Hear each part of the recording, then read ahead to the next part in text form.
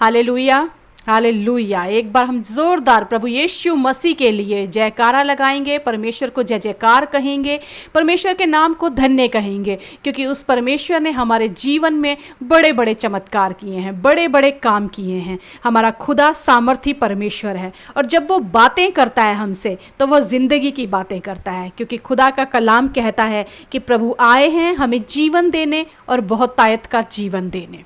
जी हाँ, और आज एक बार फिर परमेश्वर के ये वचन हमें जिंदा वचन जो है परमेश्वर के जीवन देंगे और बहुतायत का जीवन देंगे। अगर कहीं हम कमज़ोर पड़ गए हैं, कहीं हम निर्बल पड़ गए हैं, तो खुदा का वचन ये सामर्थ रखता है कि हमें फिर से जिला दे, वो फिर से हमें खड़ा कर दे, फिर से हमें बल भर दे।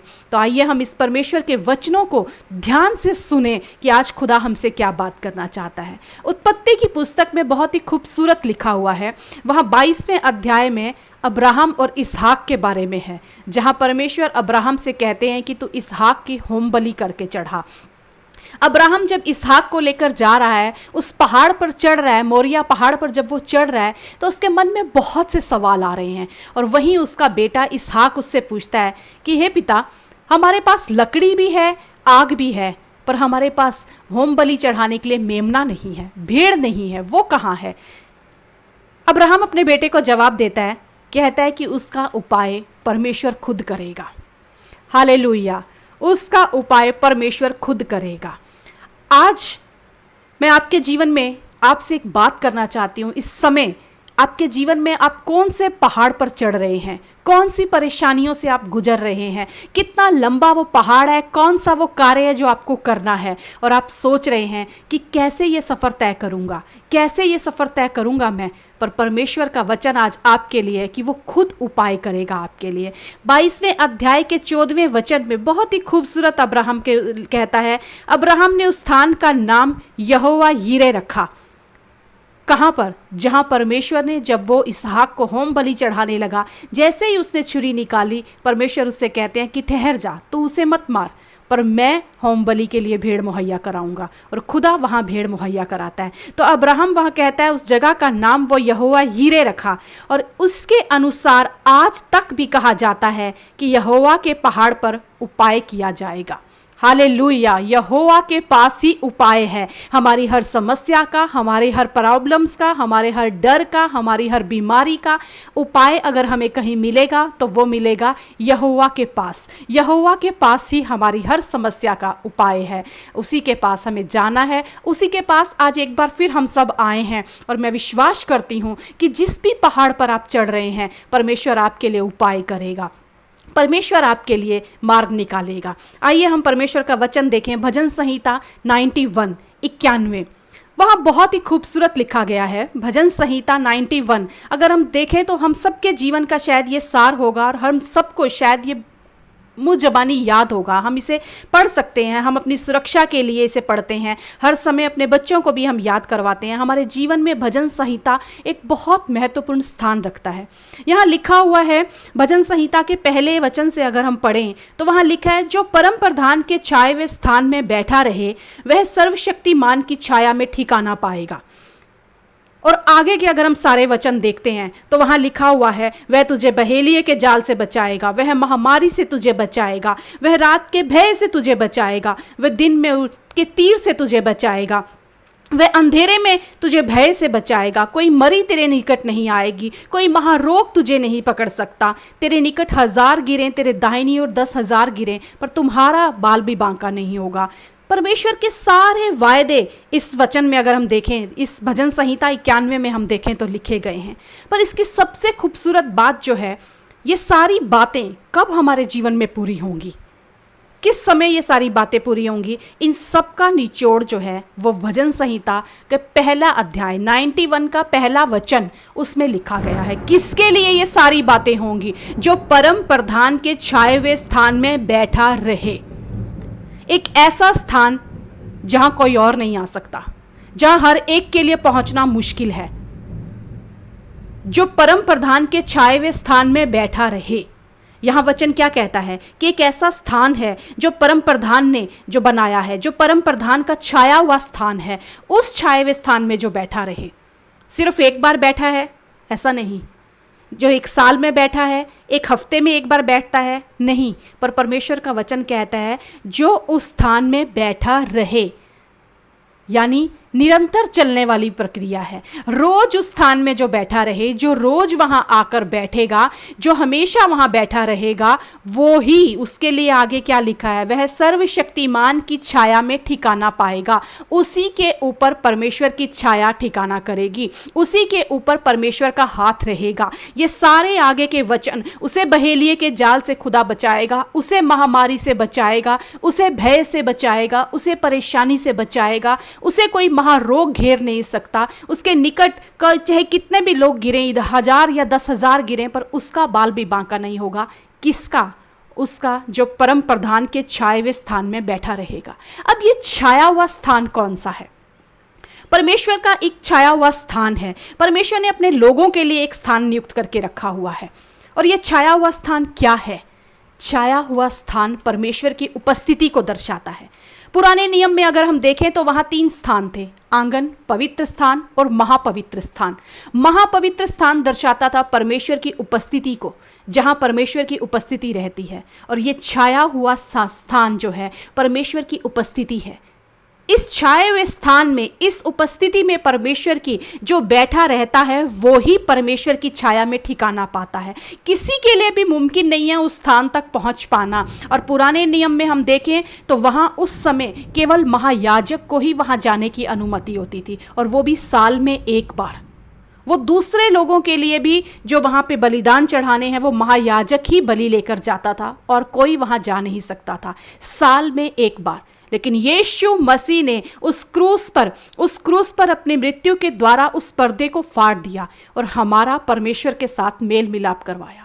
अब हम सब उस महापवित्र स्थान में जा सकते हैं। अब हम सब वहां, अब हमें साल में एक बार जाने की जरूरत नहीं है, हफ्ते में एक बार जाने की जरूरत नहीं है, पर खुदा कहता है कि अब उस स्थान में जो बैठा रहेगा, अब जो उस पवित्र स्थान में, अब उस महापवित्र स्थान में परमेश्वर की उपस्थिति में जो बैठा रहेगा वो सर्वशक्तिमान की छाया में ठिकाना पाएगा। ये निरंतर चलने वाला प्रोसेस है। यहाँ हमें निरंतर जाकर उस उपस्थिति में बैठना है। ये वो स्थान है जो खुदा ने हमारे लिए बनाया है, और इस स्थान में कोई भी अपवित्र वस्तु नहीं जा सकती। ये ऐसा स्थान है जहां पर शैतान नहीं जा सकता, जहां शैतान की सामर्थ्य विफल हो जाती है, जहां उसकी योजनाएं कार्य नहीं कर पाती हैं, जहां वो अपने कोई भी षड्यंत्र कामयाब नहीं कर पाता, क्योंकि उस पवित्र स्थान में, उस महापवित्र स्थान में कोई भी अपवित्र वस्तु नहीं जा सकती।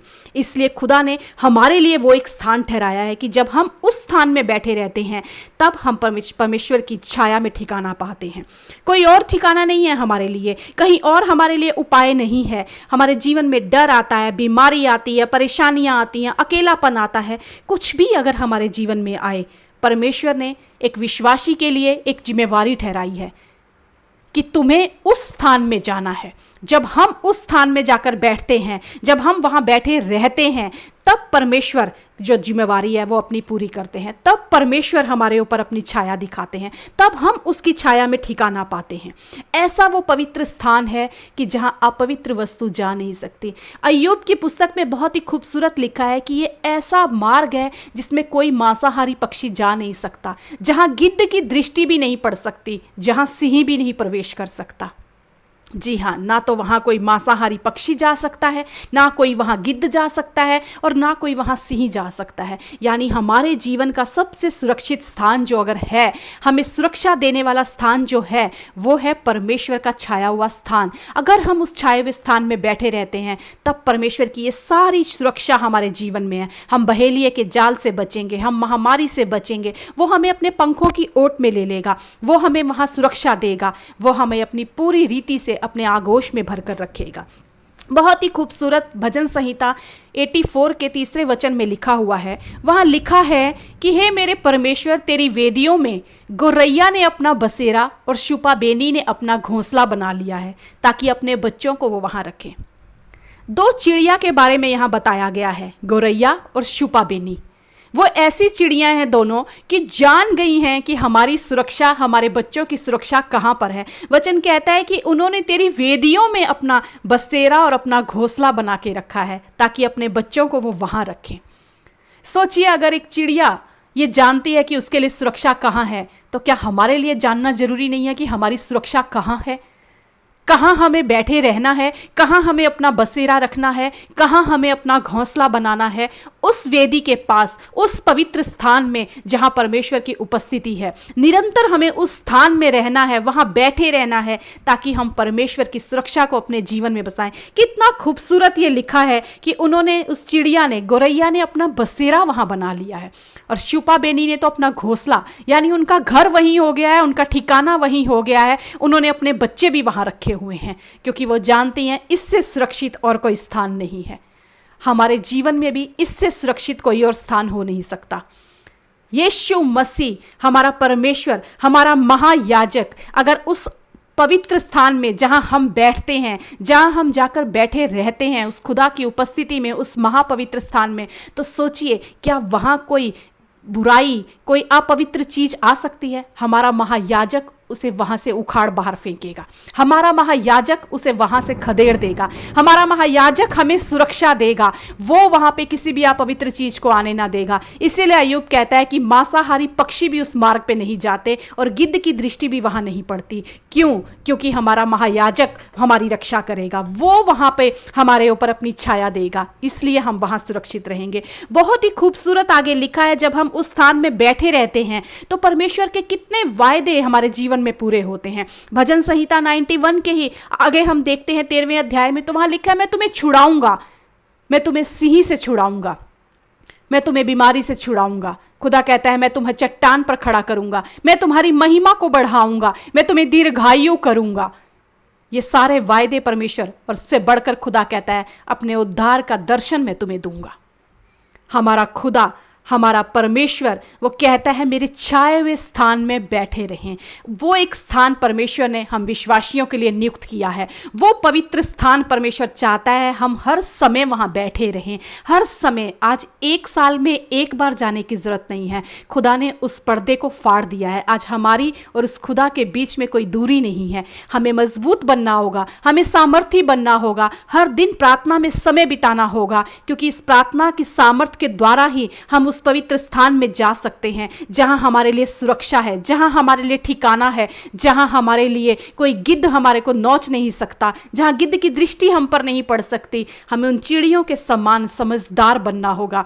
हमें अपना बसेरा उस गौरैया के समान परमेश्वर की वेदियों में बनाना होगा। हमें शिल्पा बेनी के समान अपना घोंसला वहां बनाना होगा, ताकि हम और हमारे बच्चे सुरक्षित रह सके। आज यही मेरी दुआ है आपसे, उस खुदा से, कि खुदा हम सबको तो ऐसी बुद्धि और ऐसा ज्ञान दे कि हम समझ पाएं हमारी सुरक्षा कहाँ है। यहोवा के पहाड़ पर हमारा उपाय किया जाता है। आज भी हमारे लिए खुदा के पास उपाय है। हमारी असुरक्षा का उपाय है, हमारी बीमारियों का उपाय है, हमारी परेशानियों का उपाय है, हमारे डर का उपाय है, हमारे अकेलेपन का उपाय है। और वो सिर्फ और सिर्फ हमें कहाँ मिलेगा? हमारे यहोवा के पास मिलेगा। उसके छाए हुए स्थान में जो बैठा रहेगा वो सर्वशक्तिमान की छाया में ठिकाना पाएगा। खुदा आपको अपने उस पवित्र स्थान में बुलाना चाहता है, जो स्थान उसने आपके लिए नियुक्त किया है। वहाँ वो चाहता है कि आप आएं और अपना डेरा लगाएं, आएं और अपना बसेरा लगाएं, आएं और अपना घोंसला बनाएं, क्योंकि वहीं सुरक्षा है, वहीं आज़ादी है और वहीं बहुत आयत है। परमेश्वर इन वचनों को आपके जीवन में ऐसा बीज बनाकर बोए कि आप 100 गुना फल लेने वाले बन जाएं। परमेश्वर की उपस्थिति में निरंतर बैठे रहें, ताकि उसकी छाया में आप ठिकाना पाएं। आमीन।